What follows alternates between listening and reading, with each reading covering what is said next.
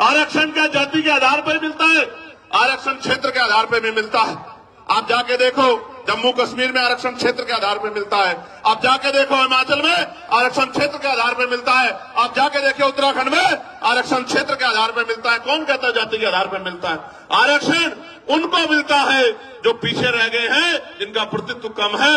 और इस देश का मैं गारंटी से कहता हूं, कास्ट सेंसस करा के आप लोग डेटा उठा के लाइए, आइए डिबेट कीजिए और बताइए आपकी संख्या कम है। मैं गारंटी देता हूं, मैं चंद्रशेखर आजाद जो लोकसभा का सदस्य है और आजाद समाज पार्टी भीमान में कार्यकर्ता, में वचन दे कहता हूं, अगर किसी विभाग में आपका आरक्षण कम हुआ, चाहे वो विधानसभा हो या लोकसभा हो या कोई भी विभाग हो, अगर आपका आरक्षण, आपका प्रतिशत कम हुआ, मैं वचन देकर कहता हूं कि दलित पिछड़ों की लड़ाई को पीछे छोड़ के पहले आपकी लड़ाई लड़ने का काम करेंगे। इस बात का मैं आपको विश्वास दिलाता हूं। मैं संविधान को मानने वाला व्यक्ति हूं, न्यायप्रिय व्यक्ति हूं, इसलिए आपसे कह रहा हूं, तो मगर सच का सामना तो करना ही पड़ेगा।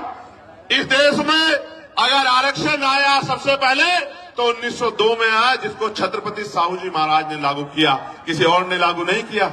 कुर्मी वंश के छत्रपति साहू जी महाराज ने लागू किया, उससे पहले तमाम न्यायप्रिय लोगों पे था अवसर, उन्होंने लागू नहीं। इस देश में अगर वोटिंग राइट मिला, इस देश के बहुसंख्यक लोगों को, बालिग लोगों को वयस्क मताधिकार मिला, सार्वभौमिक मताधिकार मिला, इसका श्रेय अगर किसी को जाता है तो वो बाबा साहब अम्बेडकर को जाता है। आपको इतिहास पढ़ना चाहिए। 1919 से पहले इस देश में बहुत कम % लोग वोट करते थे।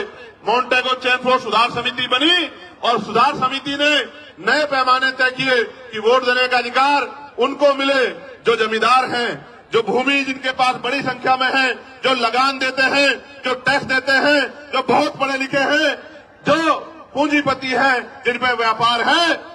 आप इतिहास उठा के देखो, जिनको ने आंख ही या जिनको अपने अधिकारों का पता ही संविधान के आने के बाद लगा है, उनकी संख्या कितनी रही होगी, आप इस बात को महसूस करके देखें। तो इसलिए मैं कह रहा हूं कि कुछ भी मांगने से नहीं मिला है। भारत